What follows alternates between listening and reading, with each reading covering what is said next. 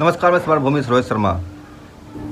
भारत सरकार ने जिस तरह से सीपीआई माओवादी को ख़त्म करने के लिए अभियान छेड़ा है और इसमें वो साम दाम दंड भेद तमाम तरह की नीतियों को लागू करने की कोशिश कर रही है, जिसके तहत वे एक तरफ पैसों की बौछार लगाए हुए हैं कि जितने पैसे मांगे आप लीजिए, लेकिन सरेंडर कीजिए। वहीं दूसरी तरफ वह माओवादियों को ख़त्म करने के लिए भी अभियान चलाए हुए हैं और लाखों दसियों हज़ार सीआरपीएफ, कोबरा या फिर डीआरजी के जवान को जंगल में भेजे हुए हैं और इस तरह से माओवादियों को ख़त्म करने के लिए अभियान चलाया जा रहा है। ये ऐसा नहीं है कि पहली बार चलाया गया है, इसके पहले भी दर्जनों बार, सैकड़ों बार इस तरह के अभियान चलाए गए हैं और उसका नतीजा भी सिफर ही निकला है। लेकिन पिछले दिनों जो आप देख रहे थे लगातार माओवादियों को नुकसान हो रहा था, खास करके साल डेढ़ साल के अंदर, इसका सबसे बड़ा रीज़न यही था कि माओवादियों के अंदर से उनको इनपुट मिलता था और उस इनपुट के आधार पर जो है पुलिस उनकी कार्रवाई करती थी और वहाँ पर उनकी हत्या करती थी, जिसमें कि तब 30 कभी 35, यहाँ तक कि बासव राज समेत जो महासचिव थे सीपीआई माओवादी के, वो भी मारे गए अपने 27 अन्य साथियों के साथ। तो सवाल यही उठता है कि आखिर उस वक्त इतनी बड़ी तादाद में माओवादी मारे जा रहे थे, लेकिन अब जो है माओवादियों को पुलिस ढूंढ भी नहीं पा रही है, बल्कि पुलिस ही उल्टा माओवादियों को नुकसान पहुंचा रही है। यह भी एक तल्ख सच्चाई है और इसके पीछे सबसे बड़ा रीज़न यही था कि माओवादियों की तरफ से सरकार को सीधा इनपुट मिलता था जो कि मैं यहाँ हूँ, आप मुझे मारिए आकर के। और इसमें सबसे बड़ा जो मुखबिर का काम करते थे वो थे सीपीआई माओवादी के पॉलिट ब्यूरो सदस्य सोनू दादा उर्फ वेणुगोपाल राव, मल्लोजुल्लाह वेणुगोपाल राव। वेणुगोपाल राव ने लगातार इस बात को सुनिश्चित किया कि वो तमाम उन लोगों की हत्या करवाए जो कि उनके विचारों से सहमत नहीं है। और इनका विचार क्या था? इनका विचार यही था कि आदिवासियों को उनके ही हाल पर छोड़ दिया जाए और हमको सरेंडर करना चाहिए, हम क्यों लड़ें उनकी लड़ाई को। सवाल यही ख़त्म नहीं होता, अंततः वे जो सरेंडर करते हैं और सरकार के पास जाकर के सारी जानकारी को वो साझा करते हैं माओवादियों के बारे में। लेकिन महत्वपूर्ण चीज़ यही है कि माओवादियों का जो स्ट्रक्चर होता है वो इस तरह बना होता है कि उसको कभी भी कुछ ही घंटों के अंदर में पूरी तरह से चेंज किया जा सकता है, जिस कारण जब तक वेणुगोपाल पार्टी के साथ रहे, पार्टी के भरोसा में जीतते रहे तब तक तो वे सफल होते रहे। लेकिन जो ही पार्टी उन पर भरोसा करना बंद कर दिया और ये भाग खड़े हुए वहाँ से, माओवादियों का नुकसान कम गया।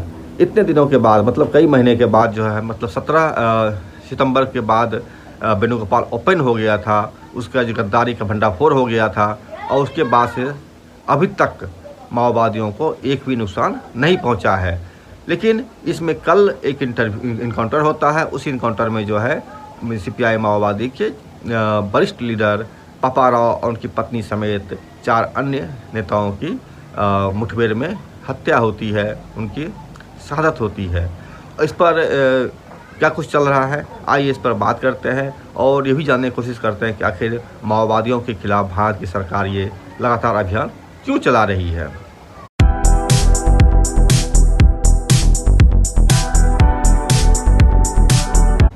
ये पूरी परिघटना इस तरह से लिखी गई है जिसको कि आपको समझना इस सिलसिलेवार तरीके से ज़रूरी है। माओवादियों के खिलाफ भारत की सरकार साम दाम दंड भेद तमाम विधि से लड़ रही है और इसमें सबसे बड़ा कारण यही है ऐसा करने के पीछे कि भारत की सरकार आदिवासियों को उनका हक देना नहीं चाहती है। उनके संसाधनों की लूट, उनके ज़मीनों की लूट, उनकी महिलाओं की लूट को रोकने का जो क्षमता होना चाहिए था या उनका जो कर्तव्य होना चाहिए था भारत सरकार को, भारत सरकार इस पर खरी नहीं उतर रही है। यही कारण है कि आदिवासियों ने सीपीआई माओवादी का दामन थामा है और अपने हक की लड़ाई के लिए वो अपनी जान तक कुर्बान करने के लिए तैयार है। सीपीआई माओवादी के लीडर जो थे उनके कल इनकाउंटर में मृत्यु हुई है, एक बड़े लीडर की, पापा राव और उनकी पत्नी का। उनके साथ 4 अन्य साथी भी थे।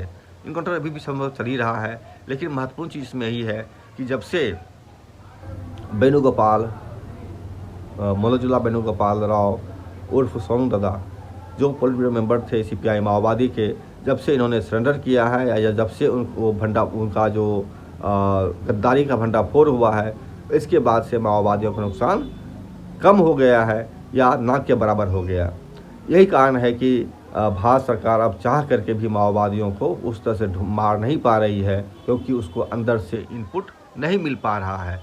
और ये जो एक तथ्य दी जा रही थी बार बार कि जो सरेंडर कर रहे हैं निचले स्तर के कार्यकर्ता बिना हथियार के, वे लोग कुछ बता रहे हैं, उनके पास बहुत सारी चीज़ जानकारी नहीं होती है, लेकिन फिर भी जो मूल जानकारी होती है वो होती थी सोनू वेणुगोपाल के पास, क्योंकि वह पार्टी के पॉलिट ब्यूरो मेंबर हुआ करते थे। और जब से यही कारण है कि बड़े पैमाने पर तकरीबन 700 से अधिक माओवादियों की हत्या में वेणुगोपाल की प्रत्यक्ष और प्रत्यक्ष भूमिका सुनिश्चित की जाती है। यहाँ तक कि बासव राज की मौत में भी उनकी भूमिका को निर्धारित किया गया है। कुछ लोग बता रहे हैं इस तरह से भी। सवाल यही उठता है कि आखिर माओवादियों के खिलाफ भारत सरकार इस तरह का व्यवहार क्यों कर रही है। तो इसका सीधा सा जवाब यही है कि जो छत्तीसगढ़ में जो संसाधन है वहाँ पर बहुत बड़े पैमाने पर लौह अयस्क या सोना या फिर बहुत सारा जो संसाधन है वहाँ पर मौजूद है, वहाँ उसको लूटने के लिए जो है भारत सरकार तमाम तरीके का प्रयत्न कर रही है। अडानी को हसदेव जंगल दे दिया गया, हसदेव जंगल को काट करके अडानी ने शमशान बना दिया, खंडहर बना दिया है। और इस का विरोध आदिवासी लगातार करते रहे हैं। आदिवासियों के विरोध को चलने के लिए भारत सरकार वहाँ पर एकमात्र जो अपनाती है रास्ता वो यही है, लालच और मौत। या तो लालच में फंस करके आप चुपचाप हो जाइए या फिर आप जो है मारे जाइए। आदिवासी लगातार सवाल को लड़ रहे हैं, अपनी मान सम्मान के लड़ रहे हैं और अपने संसाधनों को बचाने के लिए वो तमाम तरीके का कदम उठा रहे हैं। माओवादी उनके साथ है, या यूँ कहें कि आदिवासी वहाँ के माओवादियों के साथ है और लगातार वो अपने संसाधनों को बचाने के लिए लड़ रहे हैं। भारत सरकार को चलने के लिए, क्योंकि भारत सरकार के पास जो लगातार वो एक अभियान चलाए हुए पूरे भारत में है, विपक्ष मुक्त भारत। तो विपक्ष मुक्त भारत करने के संदर्भ में जितनी भी पार्टियां हैं, चाहे आरजेडी हो, कांग्रेस हो, सीपीआई हो, सीपीएम हो, जो भी पार्टियां हैं, इन पार्टियों को खामोश करने का उसके पास आसान सा नुस्खा है और वो है सीबीआई का रेड, ईडी का रेड, सुप्रीम कोर्ट के जरिए उसको जेल में अंदर डालना या प्रताड़ित करना। और इस तरह करके जो है तमाम राजनीतिक पार्टियों को वो खामोश कर दे रही है। लेकिन माओवादियों को खामोश करने के लिए यह विधि अपर्याप्त है, क्योंकि माओवादी इस कानून को नहीं मानते हैं और यही कारण है कि वहाँ पर सीबीआई, ईडी का रेड भी नहीं पड़ सकता है। तो वहाँ क्या हो सकता है, वहाँ यही हो सकता है कि वहाँ माओवादियों को पूरी तरह से नष्ट कर दिया जाए, ख़त्म कर दिया जाए। माओवादियों को खत्म करने की कवायद लगभग 60 साल से चल रहा है भारत के अंदर में। कभी ये पश्चिम बंगाल में नक्सलवादी आंदोलन से शुरू हुआ, ये आंदोलन चारू मजूमदार के मौत के साथ ही बंद होने की बात भारत सरकार ने किया था, लेकिन वह आंदोलन आज तक चलता रहा है और अब वह छोटा सा बीज बहुत बड़ा वट वृक्ष में बदल गया है। सवाल फिर वही है कि सरकार आदिवासियों को खत्म करने के लिए क्यों कृत संकल्पित है। बल्कि यूँ कहें कि भारत सरकार आदिवासी ही नहीं बल्कि पूरे देशवासियों के शोषण करने के लिए एक से बढ़कर एक कदम उठा रही है। खास करके मोदी सरकार जो है भारत के अंदर मनुस्मृति को स्थापित करना चाहती है, इस संविधान को बदलना चाहती है, जिस संविधान के तहत आदिवासियों ही नहीं देश के लोगों को भी कुछ न कुछ अधिकार दिया गया है। और इस अधिकार को नष्ट करने के दिशा में भारत सरकार, नरेंद्र मोदी की सरकार जिस तरह से आगे बढ़ रही है और लगातार अभियान चला रही है, उस अभियान में सबसे बड़ा रोड़ा है वह यही है कि भारत की जो कम्युनिस्ट पार्टी सीपीआई माओवादी है वह खुद हथियारबंद है। उसकी अपनी सरकार है जिसको जनता सरकार कहते हैं, और जनता सरकार इस देश के जनता की हितों की सच्ची रक्षक मानी जाती है। ऐसा लोगों का दावा है, ऐसा माओवादियों का दावा है।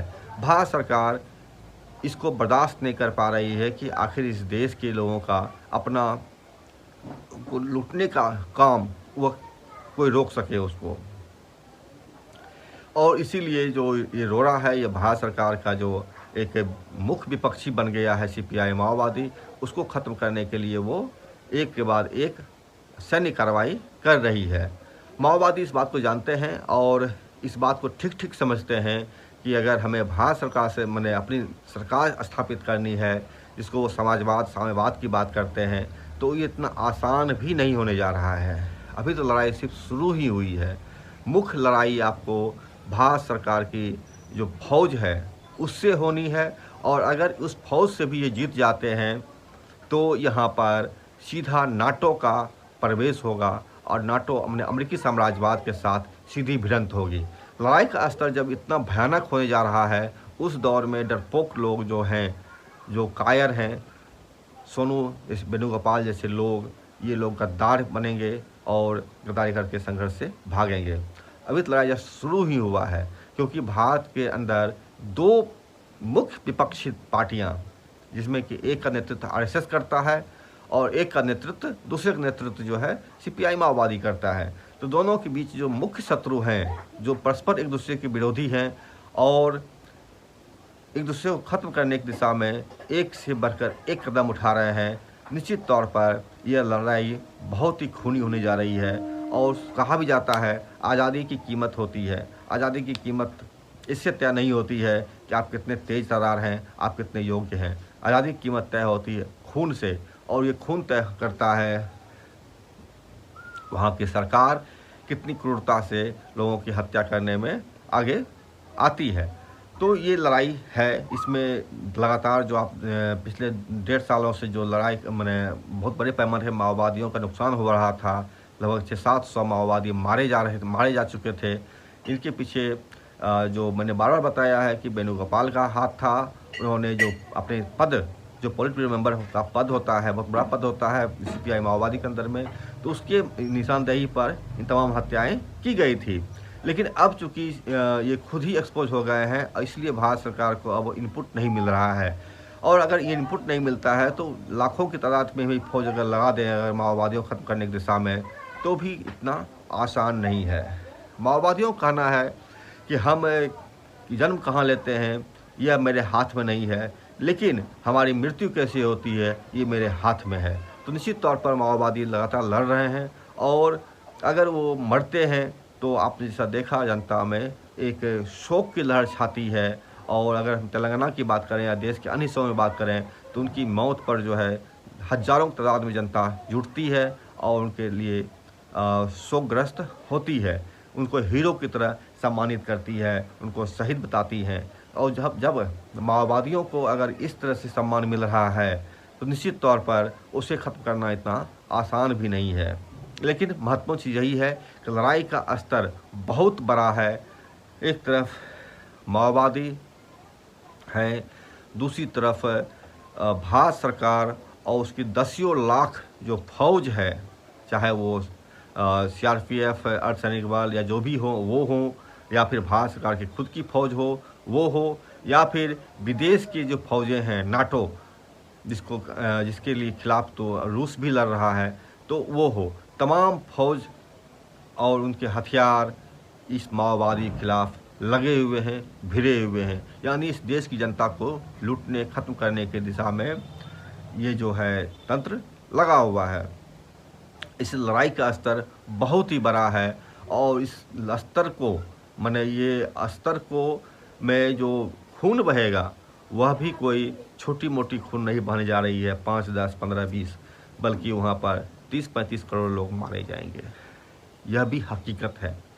और आप अगर भारत के ही नहीं बल्कि दुनिया के इतिहास को देखें आप अगर, तो पेरिस कम्यून जब पहली बार दुनिया में स्थापित हुआ था तो वहाँ पर लगभग 40,000 से अधिक मजदूरों की मौतें मात्र कुछ ही महीनों के अंदर में हुई थी। अगर आप रूस की बात करें तो रूस ने जब साम्यवाद की स्थापना लेनिन ने किया था तो उस वक्त भी जो है लगभग कई करोड़ लोग मारे गए थे। उसके बाद अगर हम द्वितीय विश्व युद्ध की बात करें हम अगर, तो रूस के ही लगभग 2.5 से 3 करोड़ लोग मारे गए थे, जबकि उसकी आबादी ही मात्र उस वक्त 14 करोड़ हुआ करती थी। वियतनाम की बात करें अगर हम, तो वहाँ की उसकी भी आबादी बहुत छोटी सी है, लेकिन उन्होंने शहादत का स्तर लगभग जो है लाखों है। हम चीन की बात करें, जब उन्होंने 1949 में वो आज़ादी को प्राप्त किए थे तो उस वक्त उनकी आबादी 44 करोड़ थी, लेकिन जिसमें कि 10 करोड़ लोग मारे गए थे। यह ऑन रिकॉर्ड है। और ऐसे में अगर भारत में भी क्रांतियाँ होती है तो निश्चित तौर पर यहाँ कोई, जैसा कि माओवादी कहते हैं, क्रांति कोई भोज नहीं है, कोई डिनर पार्टी नहीं है। यहाँ पर खून बहेंगे, असली खून बहेंगे और ये तादाद लगभग 30-32 करोड़ से कम नहीं होने जा रही है, क्योंकि भारत की आबादी भी लगभग 140 करोड़ की है। तो उस हिसाब से अगर काउंटिंग करें तो ये 32 करोड़ के लगभग पहुंचता है, 32.5 करोड़ की आबादी। और एक बात और भी कहा जाता है कि आज़ादी की कीमत तभी महसूस की जाती है जब उसमें आप भागीदार भी होते हैं।